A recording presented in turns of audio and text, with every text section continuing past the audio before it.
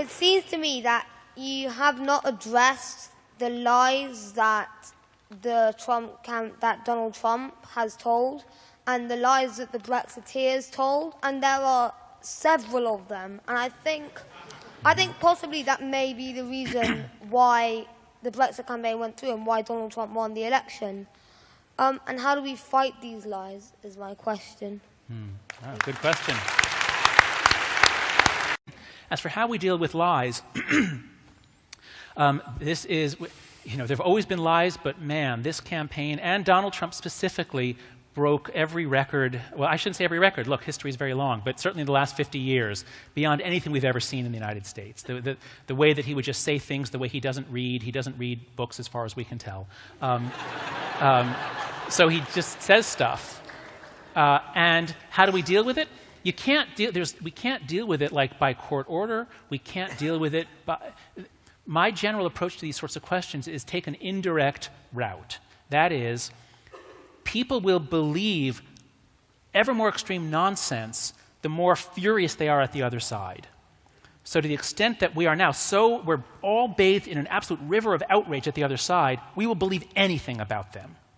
And to the extent that we can calm those passions and return to the levels of hatred that we had for each other in the 1990s, the lies, the most extreme lies, won't be accepted anymore. Charlie's absolutely right to bring us up short and say we should have talked about it more. And John's given a brilliant answer. The only thing I would add, Charlie, is the problem seems to be that there's quite a lot of evidence, I think, isn't that right, saying, John, that increasingly a lot of voters kind of don't care whether people are lying, or more than that, they even know that they're lying. But they still say, I mean, you hear this, at least when I read American coverage, you hear a lot of people say, yeah, of course I know he's not going to build a wall against Mexico. It doesn't matter. It still kind of got me pumped up because I thought it was of course I know it's not going to happen. Boris Johnson is a classic example. People I think knew that this 350 million quid on the emblazoned on that bus was complete nonsense. You don't hear about it. They merrily said the next day, of course we didn't really mean it. And they got away with it.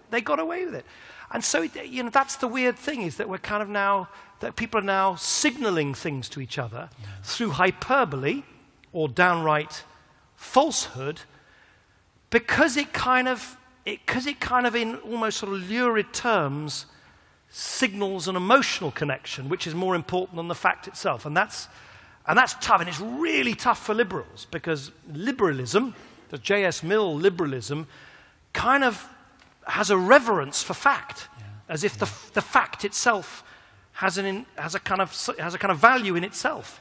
But when increasingly for people say, well, I don't really care whether the facts are true or false, it kind of gets me going in a way that I like and that I kind of identify with. And that's where we're at now. So it's and I don't know the answer to that, and it's part of the reason I wrote the book, is how do we become less reasonable in the way that we talk, so we appeal to people's hearts and not just their minds, but don't become, don't follow Trump, or dare I say it, Johnson, in this kind of post-truth world. It's a really difficult balance. What we can't do, which is why I completely agree with John, what we can't do is just punctiliously sit there like sort of accountants or fact checkers and say, oh, well, that's wrong, and that's wrong. It doesn't work. People don't care. They're not listening. So that's the dilemma rather than an answer. But you've put your finger on it, Charlie. That is one of the big, big dilemmas for modern politics.